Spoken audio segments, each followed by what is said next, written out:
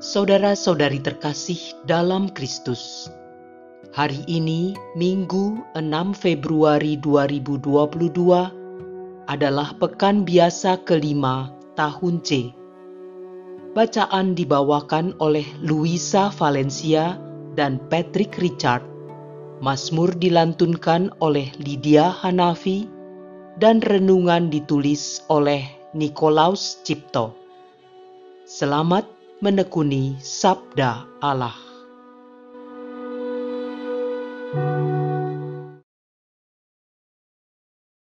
Bacaan dari kitab Yesaya, bab 6, ayat 1 sampai dengan ayat 2a, dan ayat 3 sampai dengan ayat 8. Dalam tahun wafatnya Raja Uzia, aku, Yesaya, melihat Tuhan duduk di atas tahta yang tinggi dan menjulang, dan ujung jubahnya memenuhi bait suci. Para serafim berdiri di sebelah atasnya, masing-masing mempunyai 6 sayap. Mereka berseru seorang kepada yang lain, "Kudus, kudus, kuduslah Tuhan semesta alam. Seluruh bumi penuh kemuliaannya." Maka bergoyanglah alas ambang pintu, disebabkan oleh suara orang yang berseru itu, dan rumah itu pun penuhlah dengan asap. Lalu aku berkata, "Celakalah aku binasa, sebab aku ini seorang yang najis bibir, dan aku tinggal di tengah-tengah bangsa yang najis bibir. Namun mataku telah melihat Sang Raja, Tuhan semesta alam." Tetapi seorang dari para serafim itu terbang mendapatkan aku. Di tangannya ada bara api yang diambilnya dengan sepit dari atas mezbah. Ia menyentuhkan bara api itu pada mulutku serta berkata, "Lihat, bara ini telah menyentuh bibirmu, maka kesalahanmu telah dihapus dan dosamu telah diampuni." Lalu aku mendengar suara Tuhan berkata, "Siapakah yang akan kuutus, dan siapakah yang akan pergi atas namaku?" Maka aku menjawab, "Inilah aku, utuslah aku." Demikianlah sabda Tuhan.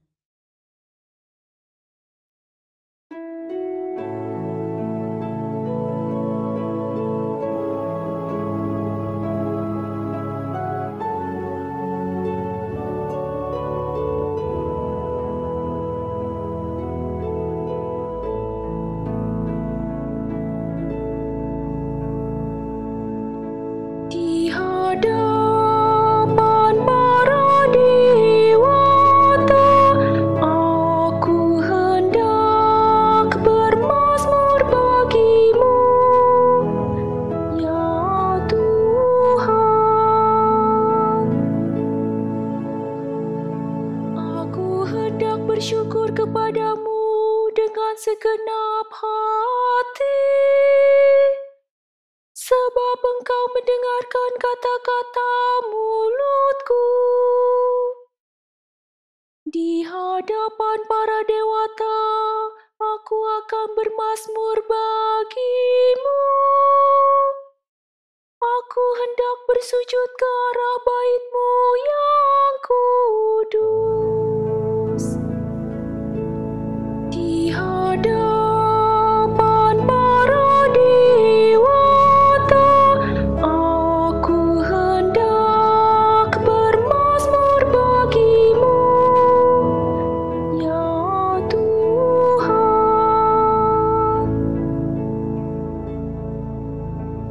Aku hendak memuji nama-Mu karena kasih-Mu dan oleh karena setia-Mu.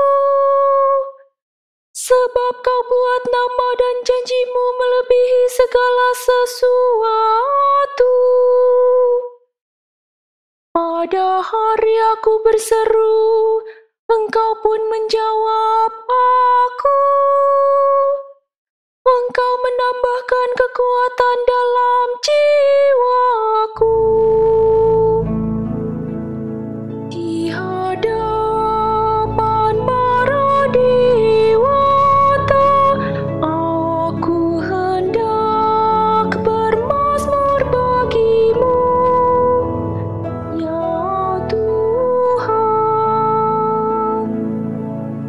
Semua raja di bumi akan bersyukur kepadamu, ya Tuhan, sebab mereka mendengar janji dari mulut-Mu. Mereka akan menyanyi tentang jalan-jalan Tuhan, sebab besarlah kemuliaan Tuhan. Di hadapan para dewata, aku hendak bermazmur bagimu, ya Tuhan. Tangan kananmu menyelamatkan daku. Tuhan akan menyelesaikan segalanya bagiku. Ya Tuhan, kasih setiamu kekal abadi. Janganlah kau tinggalkan perbuatan tanganmu. Di hadapan para dewata, aku hendak bermazmur bagimu, ya Tuhan.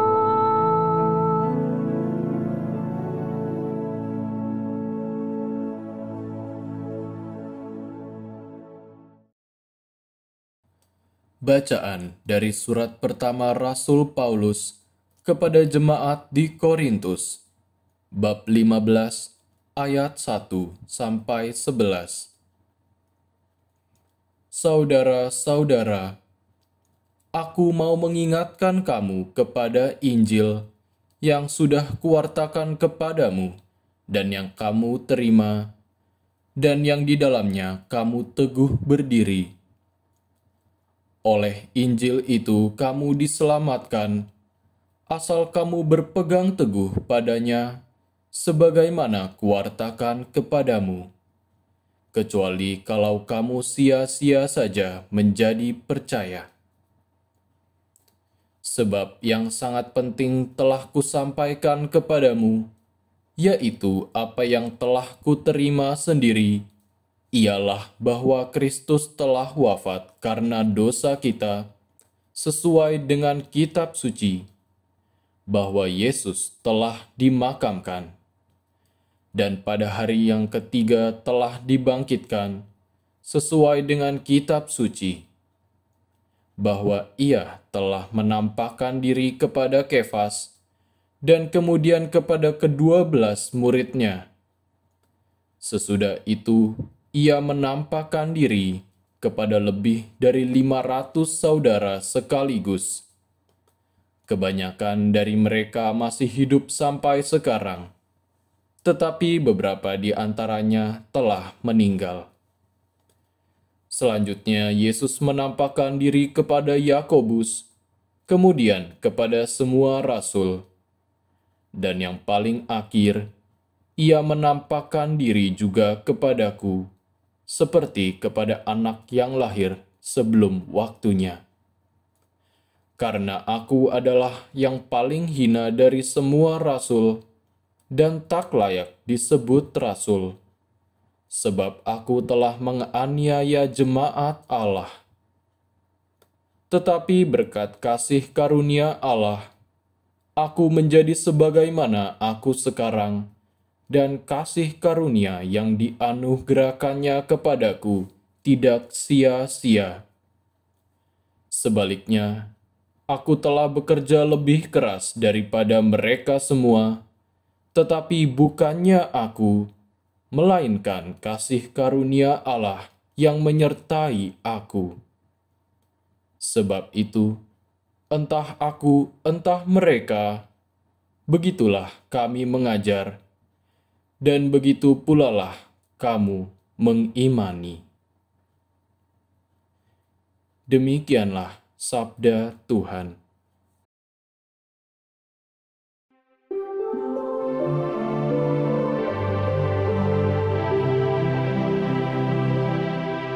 Haleluya.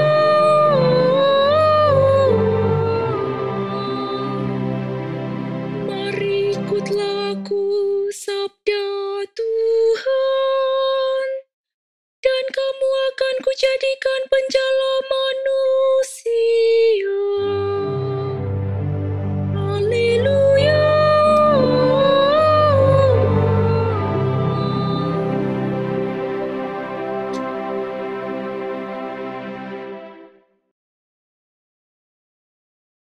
Inilah Injil suci menurut Lukas, bab 5, ayat 1 sampai dengan ayat 11.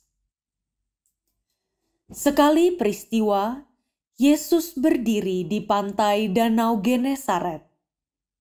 Banyak orang mengerumuni dia, hendak mendengarkan firman Allah. Yesus melihat 2 buah perahu di tepi pantai. Nelayan-nelayannya telah turun dan sedang membasuh jala. Yesus naik ke dalam salah satu perahu itu, yaitu perahu Simon, dan menyuruh dia supaya menolakkan perahu itu sedikit jauh dari pantai. Lalu Yesus duduk dan mengajar orang banyak dari atas perahu. Setelah selesai berbicara, Yesus berkata kepada Simon, "Bertolaklah ke tempat yang dalam dan tebarkanlah jalamu untuk menangkap ikan."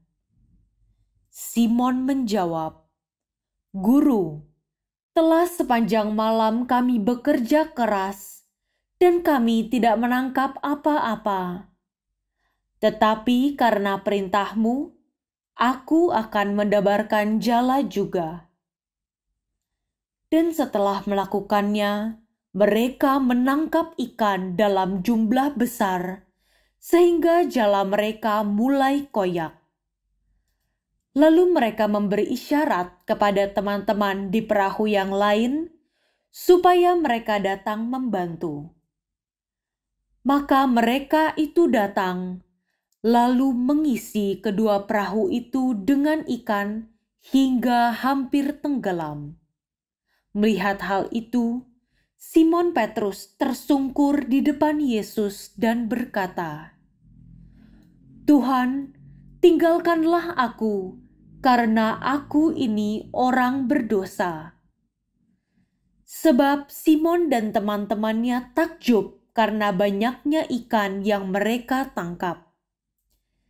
Demikian juga Yakobus dan Yohanes, anak-anak Zebedeus yang menjadi teman Simon.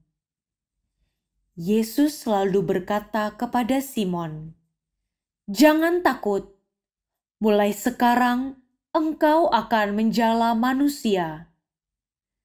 Sesudah menghela perahu-perahunya ke darat, mereka pun meninggalkan segala sesuatu dan mengikut Yesus.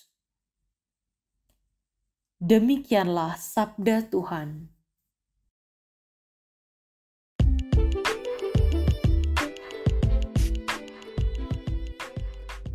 Kesediaan, kesetiaan, dan mau belajar. Renungan dibawakan oleh Nikolaus Cipto.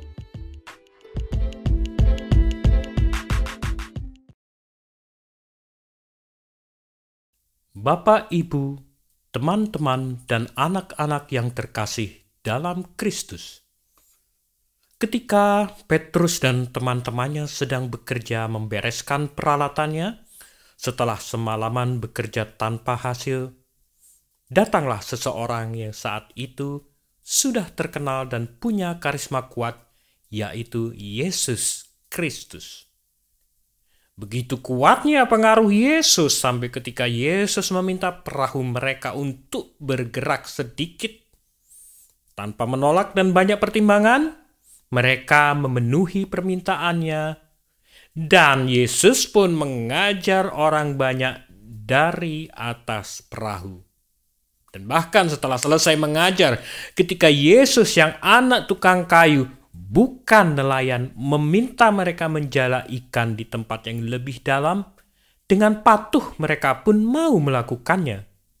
Bayangkan, seorang anak tukang kayu mengajari para nelayan profesional yang kebetulan saat itu sudah semalaman mencari ikan tanpa hasil.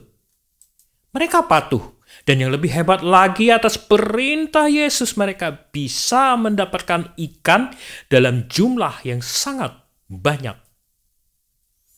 Pengajaran, kuasa, dan karisma Yesus itulah yang akhirnya menyadarkan mereka bahwa Yesus bukan orang biasa, sehingga tanpa banyak pertimbangan ketika Yesus meminta mereka ikut, mereka pun ikut. Setelah mengikuti Yesus, maka perubahan besar pun terjadi dalam diri Petrus. Seorang nelayan, bekerja keras, yang sering merasa lelah dan bau karena pekerjaannya, pelan-pelan berubah menjadi seorang rasul dan pemimpin gereja. Dan semua perubahan besar ini terjadi dimulai pada saat Petrus mau memenuhi permintaan Yesus untuk ikut Yesus. Bapak, Ibu, teman-teman, dan anak-anak yang terkasih dalam Kristus. Dalam bacaan pertama, kita diberi gambaran tentang apa yang baik, yaitu pengampunan atas dosa-dosa kita.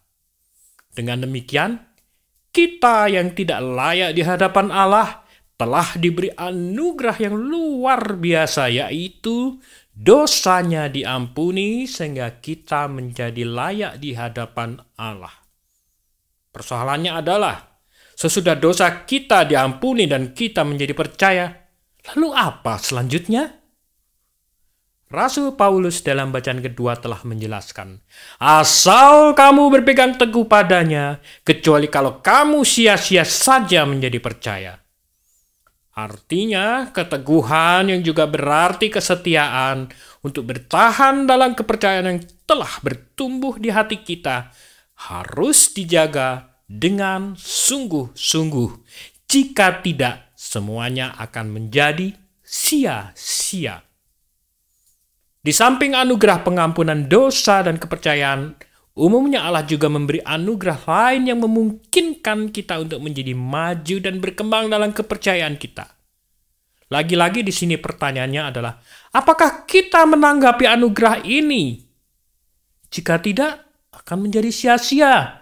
Ini pernyataan sia-sia dalam kutipan bacaan kedua. Sekali lagi, yang pertama adalah seberapa teguh kita mempertahankan kepercayaan dan pengampunan dosa yang kita terima. Yang kedua, seberapa jauh kita menanggapi anugerah-anugerah yang kita terima ketika kita menjadi orang percaya?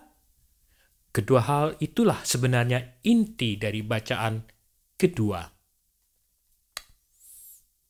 Bapak, Ibu, teman-teman, dan anak-anak yang terkasih dalam Kristus. Seperti Rasul Petrus, sebenarnya sangat mungkin sekali seseorang pernah mendapat pengalaman diminta Allah untuk melakukan sesuatu. Dan seperti Rasul Petrus pula, seringkali untuk meyakinkan diri kita membutuhkan sesuatu yang besar dan luar biasa, seperti yang dialami Rasul Petrus yang mendapat perintah Yesus untuk menjala ikan di tempat yang dalam. Hal-hal besar seperti itu biasanya dimunculkan Allah untuk lebih meyakinkan kita bahwa ada Allah yang mendampingi kita. Jadi tidak perlu ragu. Rasa ragu atau rasa tidak percaya atau perasaan tidak layak diri sesungguhnya adalah hal yang manusiawi dan Allah amat memahami itu. Maka ketika Allah memberi perintahnya untuk kita laksanakan, Allah akan memberi tanda bahwa Allah menyertai langkah kita. Jadi Allah pun akan memahami jika karena sesuatu hal timbul rasa enggan dan tidak yakin untuk melayani kehendak Allah.